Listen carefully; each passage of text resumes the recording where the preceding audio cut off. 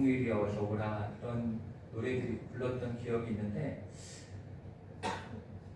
이제는 그 노래도 안 부른 지 굉장히 오래된 것 같아요. 이 노래 부른 지 굉장히 오래된 것 같고 또 이산가족 상봉 이런 것들 이렇게 TV에서 보고 막 우는 모습들 가족들이 반가워하는 모습들 보면서 좀 빨리 왔으면 좋겠다 이런 생각도 하고 또 우리가 이렇게 분단된 게 우리가 그냥 서로 싸워 나누어진 게 아니잖아요. 그렇죠? 어쩔 수 없는 그 당시에 이 열강들 속에서 분단되어졌기 때문에 그 상황들이 빨리 끝냈으면 좋겠다 이런 생각들을 했는데 지금 그렇게 생각하는 사람은 그리 많지 않다라는 생각을 하게 되었고 저조차도 그것에 대해서 생각하지 않고 있었다라는 것을 느끼게 되었습니다. 지금 통일 그러면 그냥 어찌 보면 정치권에서 이야기하는 이데올로기 싸움의 주제밖에 되지 않는 그런 모습들을 하고 있다라는 생각을 하게 되었습니다. 또한 그 기념식에 가보니까 참석하신 분들이 대부분 이렇게 연세들이 제법 있으세요. 제법 있으신 분들이 오셨더라고요. 그래서 젊은 세대는 이제 통일에 대해서 크게 관심이 없구나. 이제는 그게 젊은 세대에게는 그렇게 중요한 주제가 아니구나라는 것도 생각을 하게 되었습니다. 그러면서 이렇게 생각이 드는 게 그렇다면 왜 통일이 그렇게 우리의 소원이었던 것이 지금은 무관심한 주제가 되었을까? 지금은 누구도 관심 갖지 않는 이야기가 된 것일까? 이것에 대해서 생각을 해보게 됐는데 제가 그냥 생각하기에 저는 한 두 가지 정도로 생각을 해보는데 첫 번째 이유는 통일은 안 될 거다라고 생각하기 때문이 아닐까 불가능하다라고 생각하기 때문이 아닐까 싶었습니다. 우리나라가 38선으로 분단된 지는 그 1945년 8월 15일에 분단이 됐더라고요. 그 80년이 지금 지났습니다. 그리고 휴전선을 중심으로 해서 남북이 갈라선 게 72년이 지났습니다.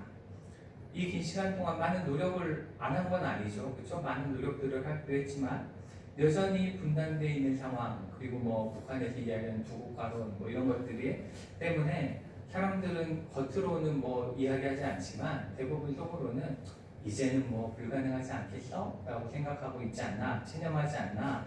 이런 생각을 하게 되었고 두 번째 이유는 아마도 통일을 굳이 해야 되나? 라는 생각이 많지 않을까 생각을 하게 됩니다. 지금 우리나라는 항상 경제적으로 보면 세계 10위권에 굉장히 잘 사는 나라가 되었죠. 우리나라 잘 사는 나라가 되었고 군사력은 세계 5위 수준이라고 이야기하니까 어디랑 싸워도 뭐 전쟁을 해도 이길 수 있는 수준에 올라 있습니다. 그리고 세계 어디를 가도 특히 제가 터키 여행을 가본 적이 있는데요. 터키에 가면 한국 사람을 정말 좋아합니다. 터키 사람은 한국 사람이라고 그러면 그냥 잘해줘요. 굉장히 한국 사람들을 선비 좋아하는데 그런 것처럼 이 K-팝 문화, 그렇죠? K-팝, 한류 이런 것 때문에 세계적으로 매우 가파르게 문화적인 성장을 이루고 있는 게 또 우리나라이기도 합니다. 이제는 어느 나라에 가서도 예전에는 차이니스, 재패니스, 마지막에 코리안이었지만 그렇죠? 지금은 한국 사람이 왔으면 좋겠어 하는 것이 앞설 정도로 이렇게 부유하고 좋은 나라가 되었습니다. 그러다 보니까 지금 우리끼리 너무나 잘 살고 있는데 그렇죠? 너무나 우리끼리 잘 살고 있는데 굳이 통일이 필요한가? 라는 생각을 하게 되고 또 통일이 되면 굉장히 어려운 고난의 시간을 겪어야 된다는 게 대체적인 중론이죠. 왜냐하면 북한과의 경제력 차이나 여러 가지 생각의 차이들이 많이 있기 때문에 그것을 맞춰가는 게 힘들 것이다 라고 생각하기 때문에 그런 우려로 인해서 통일에 대한 그리고 민족의 하나됨에 대한 이런 생각들이 없어졌지 않나 라는 생각을 하게 되었습니다. 그렇지만 이렇게 많은 국민들 심지어 저조차도 무관심했던 이러한 분단된 조국에 대해서 그것이 하나 되어야 된다라고 믿고 또 그것을 위해서 간절히 열망하고 일하는 분들이 있기 때문에 노력하고 있기 때문에 통일은 그저 희망 고문 정도가 아니라 반드시 이루어질 거다라는 또 희망을 갖게 되는 시간이기도 했습니다. 제가 이렇게 긴 이야기를 통일 뉴스에 대한 이야기를 좀 한 이유는 우리가 지금 대림절 기간을 지내고 있잖아요. 대림절 기간을 지내고 있는데 이 대림절 기간을 보내는 우리의 모습, 우리 믿음의 모습들은 어떠한가에 대해서 그 모습 속에 다시 한번 생각을 하게 되었습니다. 우리도 항상 입으로는 예수님의 재림에 대해서 바란다라고 이야기를 합니다. 그리고 입으로는 예수님 다시 오십니다. 그리고 마라나타 주 예수여 오시옵소서라고 말하지만 정작 정말로 예수님이 다시 오시기를 기대하고 있는가?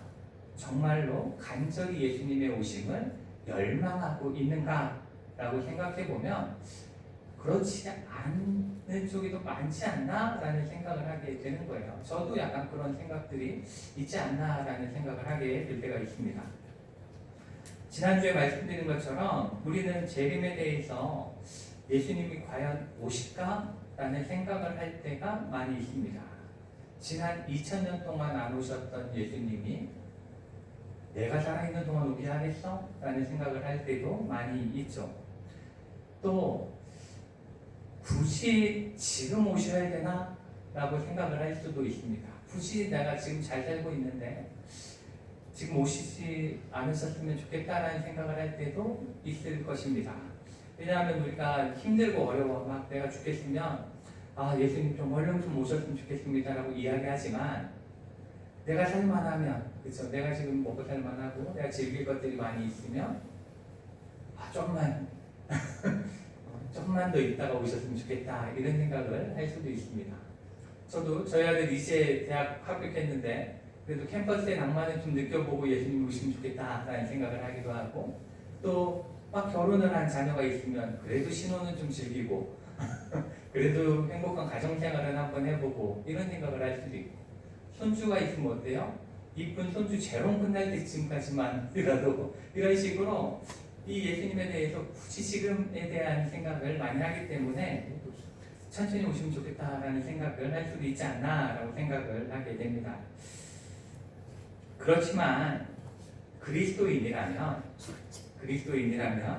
이러한 세상적인 만족과 욕심보다는 하나님이 이루실 참된 구원 그리고 하나님의 그 나라가 이 땅에 임하기 위해서 이 땅에 이루어지기 위해서 우리는 그것을 소망할 수 있어야 합니다.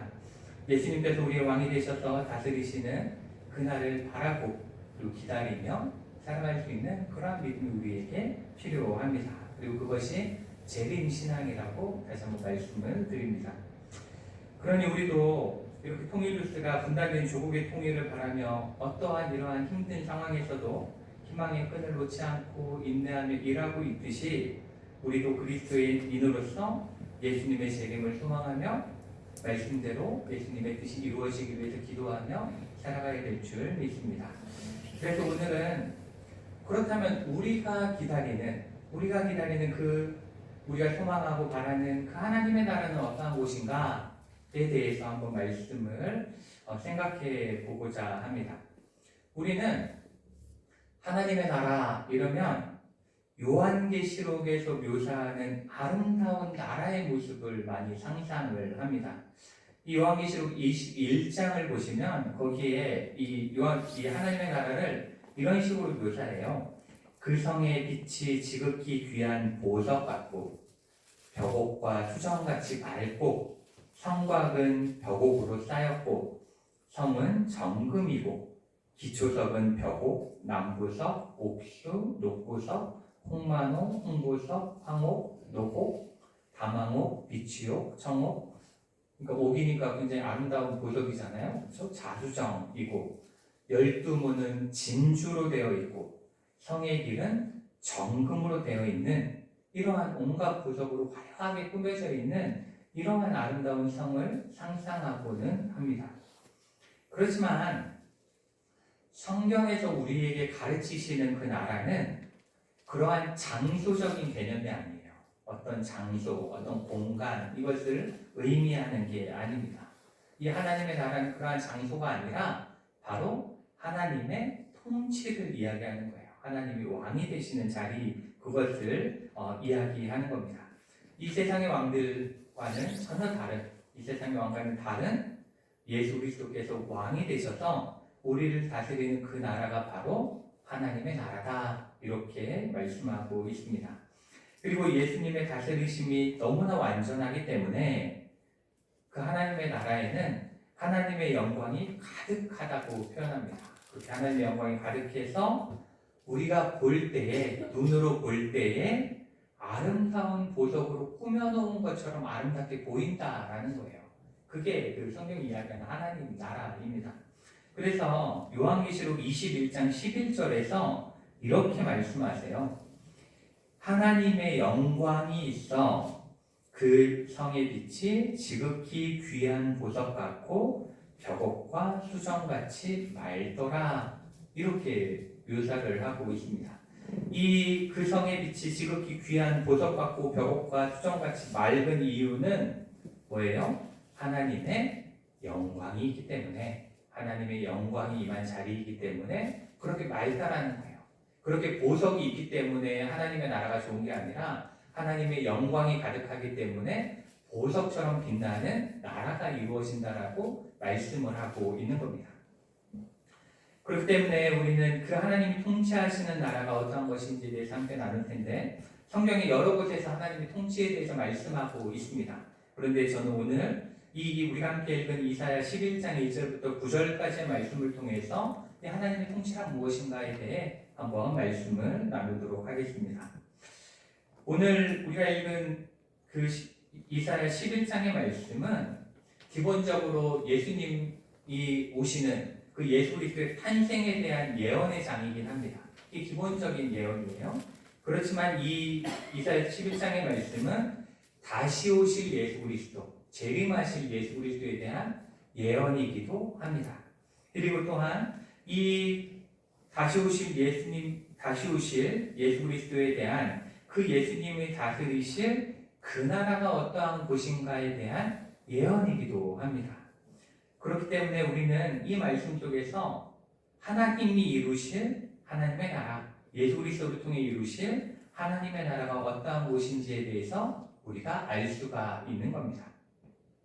우리가 오늘 이 말씀을 통해서 하나님 나라에 대해서 가장 먼저 알 수 있는 것, 그냥 첫째로 알 수 있는 것은 하나님의 나라는 세상을 통치하는 나라들처럼 강력한 모습으로 시작되어지지는 않는다라는 겁니다.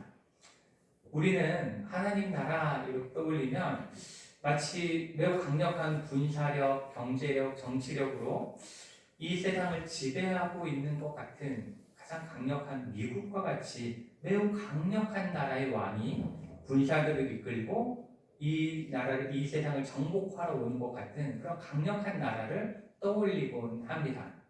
그렇지만 오늘 말씀 1절을 우리가 함께 보실 텐데요. 우리 1절 한번 함께 읽어볼까요? 이새 줄기에서 한 싹이 나며 그 뿌리에서 한 가지가 나서 결실할 것이요. 아멘. 여기서 보시면 이새 줄기다 이렇게 말씀을 하고 있어요. 근데 이 이새가 누구입니까? 다윗의 아버지죠. 그렇죠? 다윗의 아버지예요. 그러면 우리가 생각해 보면 아니 다윗의 줄기, 다윗이 훨씬 유명하니까, 다윗이 가장 완전했던 왕 중에 한 명이니까 다윗의 줄기에서라고 해도 되는데 왜 굳이 그 아버지 이새를 이야기한 것인가를 생각해 볼 수 있는데, 우리는 그 답을 사무엘상 17장 12절에서 유추해 볼 수가 있습니다. 이 사무엘상 17장 12절에는 이새에 대해서 이렇게 묘사를 하고 있습니다. 다윗은 유다 베들레헴 에브라 사람 이새라 하는 사람의 아들이었는데, 이새는 사울 당시 사람 중에 나이가 많아 늙은 사람으로서 8 아들이 있었다. 이렇게 묘사하고 있습니다. 그 당시 사람 중에 나이가 많고 늙어서, 그렇죠? 늙은 사람이었다. 이렇게 표현하고 있는 거예요. 이 말은 이제 이새는 연약한 존재라는 거예요. 그렇죠? 연약하잖아요. 이제 나이가 너무 많이 들어가지고 연약한 몸을 가지고 있는 그러한 존재를 의미하고 있는 겁니다. 그리고 이새의 줄기라고 표현을 하고 있어요. 줄기라고 표현하는데, 여기서 줄기는 뭐냐면 나무를 이렇게 싹 베고 나면 남아있는 구루터기를 이야기하는 거예요. 그 구루터기만 보면 어때요? 이 나무가 살아있는 건지 죽어있는 건지 알 수가 없어요. 아주 그냥 구루터기만 남아있기 때문에 그러한 모습을 표현하고 있는 겁니다. 그 당시에 강한 나무, 강력한 나무 이러면 어떤 걸로 주로 사용했냐면 레바논의 백향목과 같다 이런 표현을 많이 썼습니다. 이거는 매우 강력하다는 걸 의미하는 거예요. 이렇게 강력함을 자랑하는 나무였는데 그렇지만 하나님의 나라에 대해 소개할 때 이 백향목을 이야기하지 않고 그 나라를 다스릴 왕은 지금은 볼 때 힘도 없고 죽은 것 같고 소망도 없어 보이는 별 볼 일 없는 곳이지만 그곳으로부터 나와서 싹이 나와 시작될 것이다 라고 말씀을 하고 있는 겁니다. 그리고 이 11장의 말씀 바로 앞에 나오는 10장에는 그 당시 가장 강력한 왕국이었던 아수르가 멸망할 것에 대한 예언을 하고 있습니다. 그렇게 예언하고 있는데 이 말씀이 의미하는 건 뭐냐면 인간 자신의 힘과 능력을 자랑하는 그래서 세상을 마음대로 다스리는 이 세상의 왕과 그 나라는 결국 멸망할 것이다. 하나님이 멸망케 하실 것이다. 지금 당장 볼 때는 안 망할 것 같고 영원히 유지될 것 같지만 하나님이 그 악한 걸 멸망하실 것이다 라고 말씀하고 있는 겁니다. 그러나 여호와의 영으로 준비된 하나님의 나라는 소망도 없어 보이고 희망도 없어 보이고 절대 일어날 수 없을 것 같은 상황이지만 결국은 하나님께서 무성하게 번성하게 하실 것이다 라는 것을 말씀하고 있는 겁니다. 지금 우리가 살아가는 이 세상은 강력한 나라들, 그렇죠? 미국과 중국 요새 굉장히 시끄럽잖아요. 그렇죠? 일본까지 껴가지고 굉장히 시끄럽고 러시아 시끄럽고 그런데 이러한 힘 있는 지도자들이 영원히 다스릴 것처럼 보여집니다. 그렇죠? 미국은 영원할 것처럼 우리가 생각하게 됩니다. 그래서 하나님의 나라는 임하지 않을 것 같고 교회는 점점 희망도 없고 빛도 없어 보이는 상황 가운데 처해 있습니다. 그렇지만 하나님께서는 결국 이 세상의 나라들은 심판하실 것이고 이 세상의 나라는 심판하실 것이고 하나님이 다스리시는 그 나라를 이 땅 가운데 이루실 것이다 라고 말씀을 하고 있는 것입니다. 지금 우리 눈으로는 볼 수도 없고 기다릴 수도 없어 보이는 그 나라지만 그 죽은 것 같이 보이는 자리에서 생명의 싹이 돋아나고 그래서 우리에게 그 나라가 임하고 그 나라는 왕성해질 것이다 라는 것을 분명히 말씀하고 있습니다. 그러니 우리도 지금 이 악한 세상, 이 나라들 속에서 지거나 아니면 그들에게 순응하며 그저 살아가는 것이 아니라 그 세상 나라들이 이기는 것 같은 자리에서도 여전히 생명력 있게 역사하고 계시고 또 다스리실 하나님의 통치를 기다리면서 하나님의 그 나라를 위해서 기도하는 우리의 삶이 되어져야 합니다. 그리고 두 번째로 하나님의 나라는 왕 대신 그리스도 메시아에게 여호와의 영이 강림하셔서 다스리는 나라라고 말씀하고 있습니다. 우리 2절 말씀을 함께 한번 읽어볼까요? 그에 비해 여호와의 영 곧 지혜와 총명의 영이요 모략과 재능의 영이요 지식과 여호와를 경외하는 영이 강림하시리니. 아멘. 우리가 살아가는 세상은 인간의 지혜와 능력으로 다스려지고 있죠. 그렇죠? 사람들의 지혜와 지식으로 다스려지고 있습니다. 그러다 보니까 인간은 지식에 지혜의 한계가 있잖아요. 그래서 가장 최선이라고 생각했던 것들이 최악이 되기도 합니다. 그렇죠?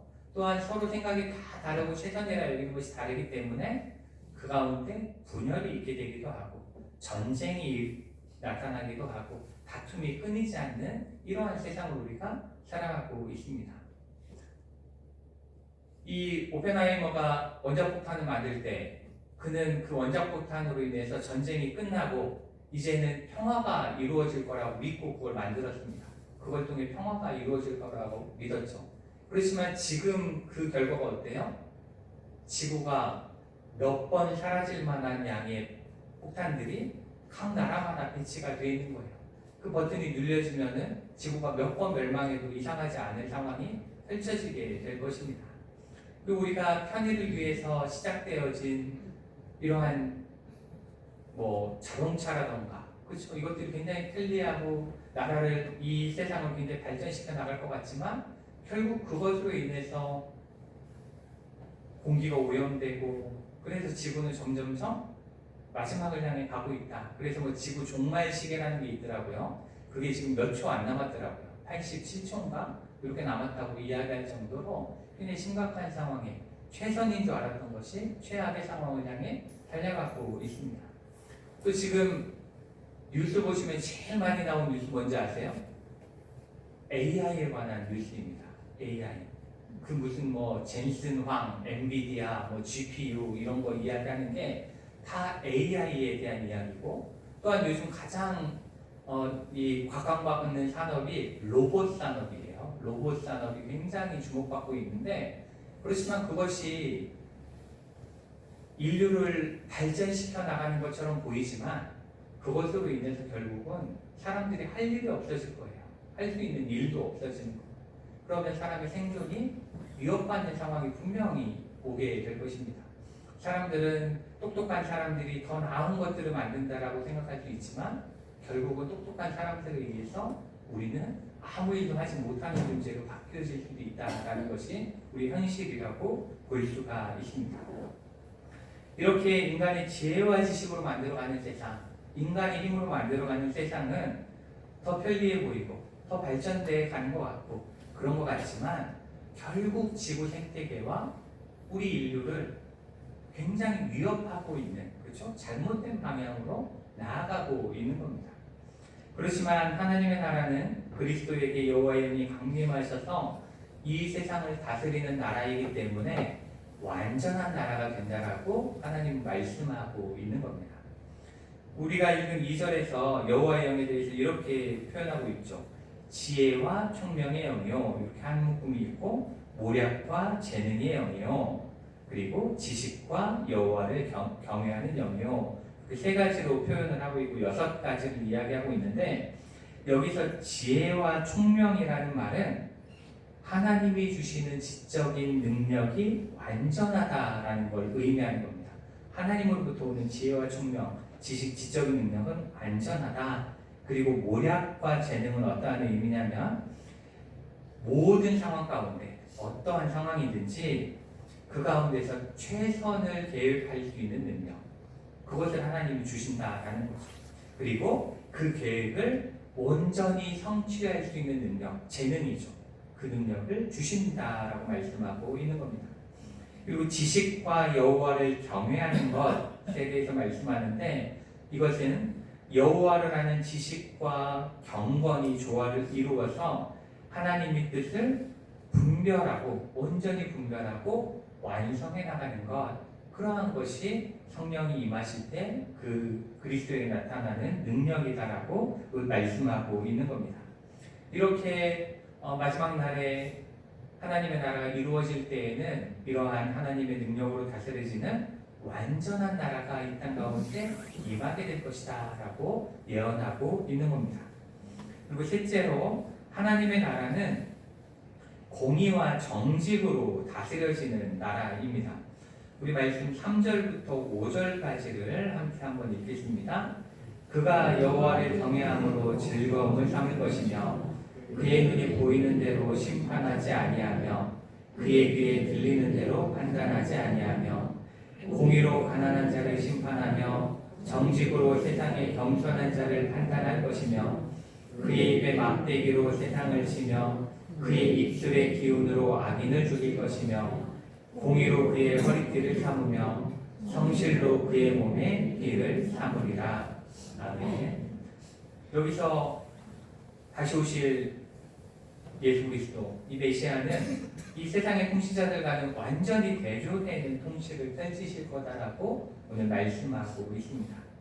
첫째 뭐라고 말씀해요? 여호와를 경외함을 즐거움으로 삼는다라고 말씀하고 있고, 둘째로 눈에 보이는 대로 심판하지 않는다. 신중하다라는 거죠. 진실되게 심판한다는 거죠. 그리고 셋째로 귀에 들리는 대로 판단하지 않는다. 누군가가 이야기하면 우리는 그거에 너무 휩쓸리지만 그렇게 하지 않는다라는 거죠. 정확하게 판단하신다라는 거죠. 그리고 넷째로 공의로 가난한 자를 심판한다 이렇게 말씀하고 있는데, 이 심판은 가난한 자들의 편에서 판단해주고 변호하신다라는 거예요. 약자의 편에 서신 하나님을 말씀하고 있습니다. 그리고 다섯째로 정직으로 세상에 겸손한 자를 판단할 것이다.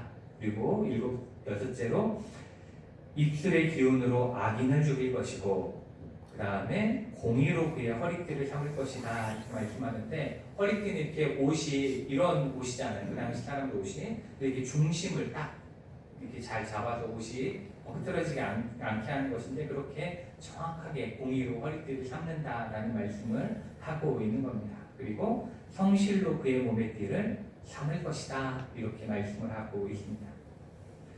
우리가 살고 있는 이 세상은 정의와 공의가 실종되어 있죠. 그렇죠? 실종되어 있는 그런 모습을 우리가 잘 많이 찾아볼 수가 있습니다. 유전무죄, 무전유죄라는 말에 대해서 아마 누구도 이건 틀린 이야기다라고 말할 수 없을 겁니다. 그렇죠? 지금의 세상은 그렇죠. 돈이 있으면 모든 것이 해결되는 세상이고, 힘과 돈이 있으면 어떠한 죄를 지어도 법을 피해 나갈 수가 있죠. 그리고 도리어 더 당당한 모습, 죄를 지어서 더 당당한 모습을 보이기도 합니다. 그렇기 때문에 우리가 살아가는 이 세상을 불의한 세상이라고 우리가 표현하기도 합니다. 그렇지만 하나님의 나라는 하나님을 경외하기 때문에, 하나님을 두려워하기 때문에 잘못된 판단을 절대로 하지 않습니다.